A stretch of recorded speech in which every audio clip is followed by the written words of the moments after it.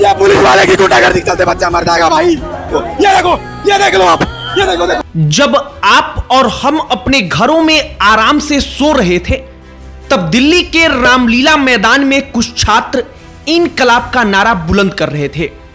आप पूरे रात सोते रहे और पूरे रात वो छात्र दिल्ली की सड़कों पर दर दर भटकते रहे।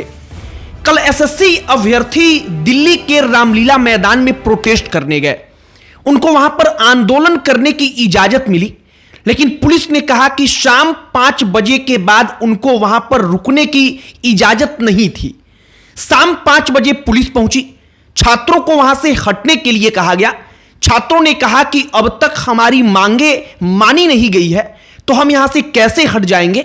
हमारा अधिकार है कि हम शांतिपूर्ण आंदोलन चला सकते हैं, प्रदर्शन कर सकते हैं। छात्र वहां से नहीं हिलते हैं। इसके बाद बताया जाता है कि पुलिस उस पंडाल में, उस टेंट में जहां पर बैठकर जो छात्र थे वो प्रदर्शन कर रहे थे, उसकी बिजली काट दी जाती है और फिर सादे वर्दी में कुछ पुलिस वाले आते हैं और इसके बाद वर्दीधारी आते हैं और वो लाठियां चलाते हैं। सोशल मीडिया पर कई सारे वीडियोस वायरल हैं। एसएससी प्रोटेस्ट कर रहे एसएससी के उन छात्रों का जो आंदोलन के दौरान जो सब कुछ हुआ, हमने सोचा कि जरा वो कहानी आपको बताई जाए और सरकार को याद दिलाई जाए कि जेपी आंदोलन, जिसने इंदिरा गांधी जैसी ताकतवर नेता का साम्राज्य हिला कर रख दिया, वो जेपी आंदोलन भी एक छात्र आंदोलन ही था। आगे बातचीत करने से पहले हमारा नमस्कार स्वीकार करिए। हमारा नाम मोहित कुमार सिंह है।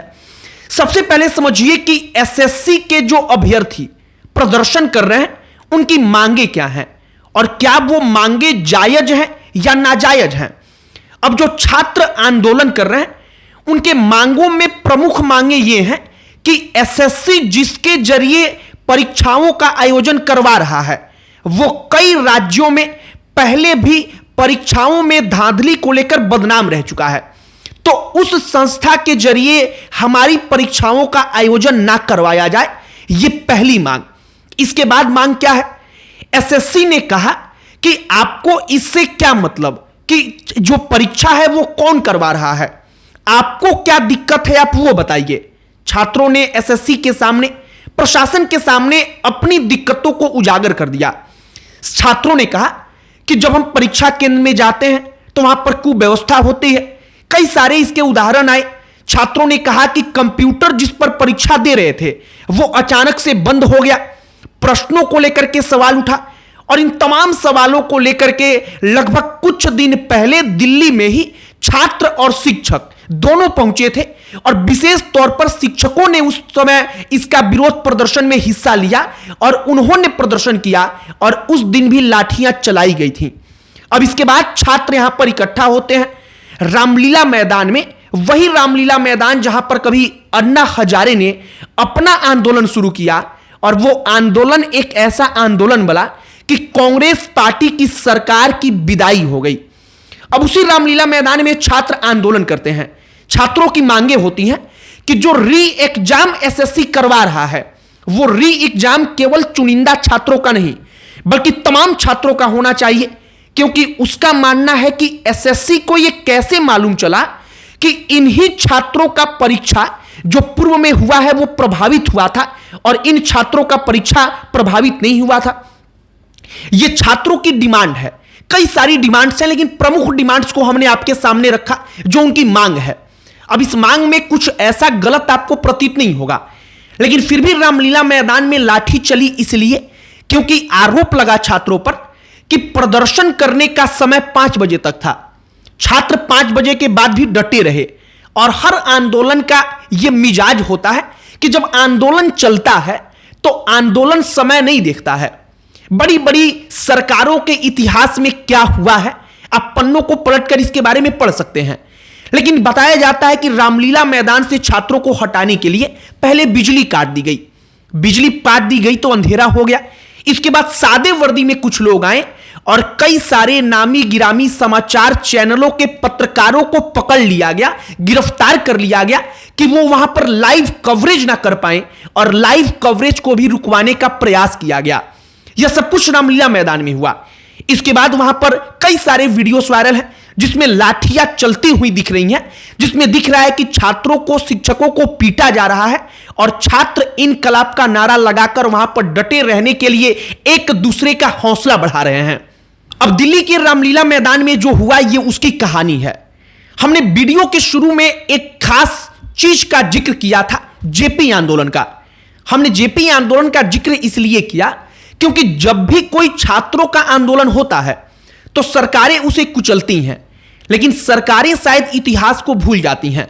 वो भूल जाती हैं कि छात्र आंदोलन ही इस देश में ना जाने कितनी दफा सरकारों की विदाई करवा चुके हैं।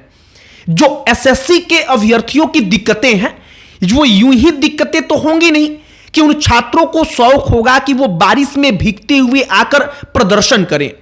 उन छात्रों को ऐसा कोई शौक तो होगा नहीं कि वो छात्र यूं चिलचिलाती धूप में आकर पुलिस की लाठियां खाएं। और यहां पर जो छात्र आ रहे हैं, इन तमाम परेशानियों को दरकिनार करके यह हमें समझना होगा कि असल तौर पर उनकी दिक्कतें तो होंगी। तो अब सवाल उठता है कि उन दिक्कतों के निपटारे की बजाय अगर छात्र आंदोलन कर रहे हैं तो वहां पर बैठकर बातचीत करने की बजाय आखिरकार लाठी गिराई जानी जरूरी क्यों है? क्या वाकई में केवल लाठी ही हर सवाल का जवाब हो सकता है? हर प्रॉब्लम का, हर चीज का सॉल्यूशन क्या केवल लाठियां हो सकती हैं? यह सवाल हम आपके ऊपर छोड़ देते हैं कि आपकी जो भी राय होगी आप कमेंट बॉक्स में लिखकर बताइएगा। लेकिन रामलीला मैदान में जो हुआ, हमने भी पूरे रात उसके वीडियोस को देखा। हम पूरे रात देखते रहे कि कहीं छात्र चिल्लाकर एक दूसरे का हौसला बढ़ा रहे, तो कहीं कोई व्यक्ति बेसुध होकर गिरा पड़ा है, वो उसको उठा करके उसका सहारा बन रहे हैं। कहीं लड़कियां चीख रही हैं, चिल्ला रही हैं। और यह सब कुछ उस दिल्ली में हुआ जिस दिल्ली की मुख्यमंत्री खुद भी एक महिला हैं। बाकी रामलीला मैदान में महाआंदोलन एसएससी अभ्यर्थियों का सोशल मीडिया पर चर्चा का विषय बना हुआ है। जमकर चर्चाएं चल रही हैं कि एसएससी के महाआंदोलन के दौरान जो हुआ, शिक्षकों के साथ इसके पहले जब वो प्रदर्शन करने आए थे तब कैसी लाठियां चली थी, उन तमाम चीजों के बारे में आपको मालूम होगा। हमने रामलीला मैदान में जो हुआ, जब इसके बारे में सब कुछ देखा, सुना, तो हमने वो कहानी हुबहू सोचा कि आपके समक्ष रख दी जाए। और शक्तिशाली सरकार और उस सरकार के इशारे पर काम करने वाला जो तंत्र है, शायद हमें लगता है कि उस तंत्र को भी एक दफा समझना चाहिए, सोचना चाहिए कि वो छात्र अपनी जायज मांग को लेकर अगर प्रदर्शन कर रहे हैं, वो कोई हिंसा नहीं फैला रहे हैं, तो उनके सामने हिंसा का उपयोग ना हो। बैठ करके जो प्रशासन है, जो जिम्मेदार हैं, वो बैठ करके बातचीत करें और उसका हल ढूंढें कि आखिरकार इसके बीच का रास्ता क्या निकाला जा सकता है। आपकी प्रतिक्रिया इस पर क्या है, कमेंट बॉक्स में लिखकर बताइएगा। अन्य कोई टॉपिक जिस पर आप चाहते हो कि हम वीडियो बनाएं, उसे भी कमेंट बॉक्स में लिखकर बताइएगा। हमारा पूरा प्रयास होगा कि हम उस टॉपिक पर भी वीडियो बनाएं। बाकी इस वीडियो को वहीं पर समाप्त करते हैं। अंत में हमारा परिचय, हमारा नाम मोहित कुमार सिंह है। बहुत बहुत धन्यवाद।